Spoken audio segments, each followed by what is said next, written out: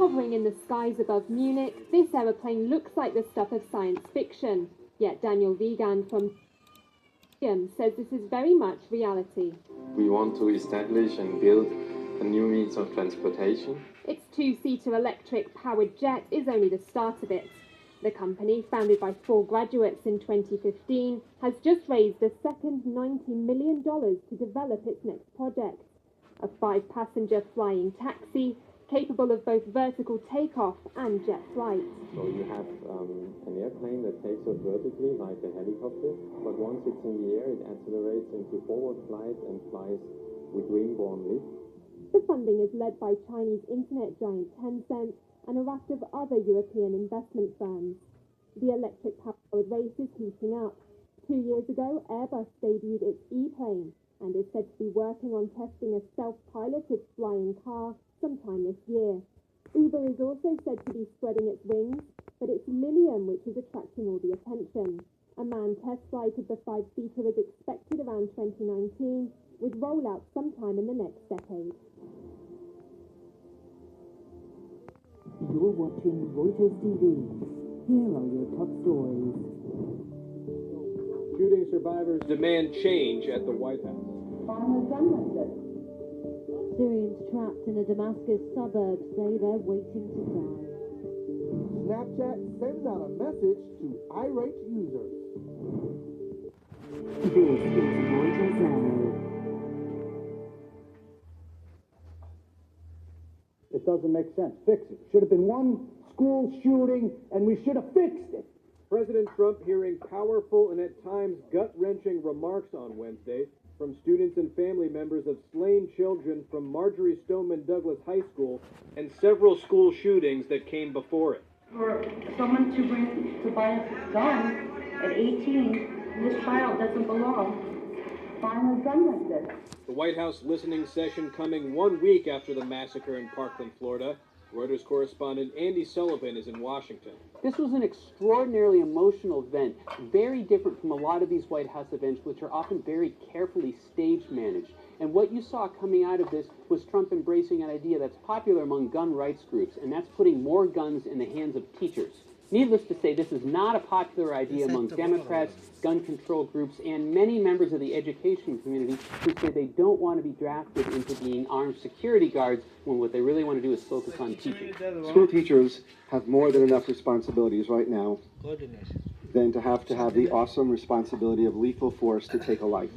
Trump also vowed to take steps to improve background checks for gun buyers, and on Tuesday directed the Justice Department to quickly complete a proposed rule that would treat bump stocks as machine guns, which could ultimately outlaw them in the U.S.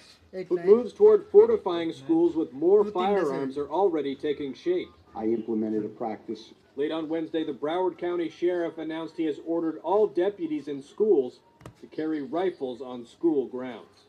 From this point forward. Just outside Syria's capital, Damascus, a moment for these children to forget the war. Stuck underground in this makeshift bomb shelter, they're having a small party as they escape the hell above them. And this is what they're hiding from. One of the most intense bombardments of the Syrian conflict, killing over 300 people in eastern Ghouta in the last 3 days. The government forces backed by Russia are dropping bomb after bomb on this besieged rebel-held enclave on the outskirts of Damascus. It's the last major area near the capital still under rebel control. It's also home to 400,000 people. A dramatic turn in the building corruption cases against Benjamin Netanyahu. Local media reported Wednesday a confidant of the Israeli Prime Minister has agreed to turn a businessman in trying to crossing a border punishable by jail. It slashed the asylum process from a year to 6 months. Unsuccessful rod for growth. Hundreds from Maryland gathered in Washington, while others in Davie, Florida staged a walkout. In Tallahassee, students, along with their parents and teachers, called for a ban on assault-style weapons. We will not be discouraged. We will not falter. We will not stop this movement, because this is more than just us. This is everybody in America. This is for every single kid who fears for their life. It's been a week since a gunman killed 17 people, mostly kids, with a semi-automatic AR-15 that he legally bought from a licensed gun dealer when he was just 18 years old. Florida State Senator Bill Galvin has called for a bill to raise the legal age limit for purchasing assault rifles from 18 to 21.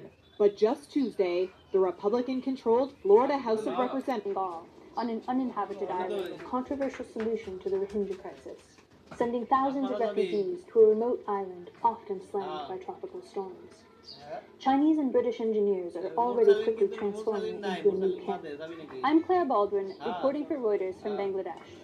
This is Chittagong, the closest major city to the island where the Bangladesh government wants to house Rohingya refugees. There are about 1 million Rohingya refugees in Bangladesh right now, and about 700,000 of them have arrived in the past 6 months, fleeing over the border from Myanmar. The Bangladesh government has decided to house about 100,000 of them in the Bay of Bengal on an uninhabited island. The plan is controversial because some of the island is underwater at high tide.